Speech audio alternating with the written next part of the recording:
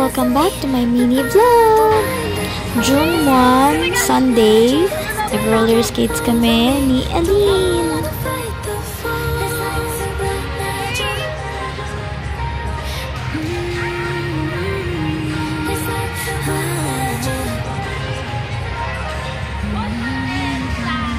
Tamang alaylay lang tayo. Pero sobrang saya talaga ko dyan.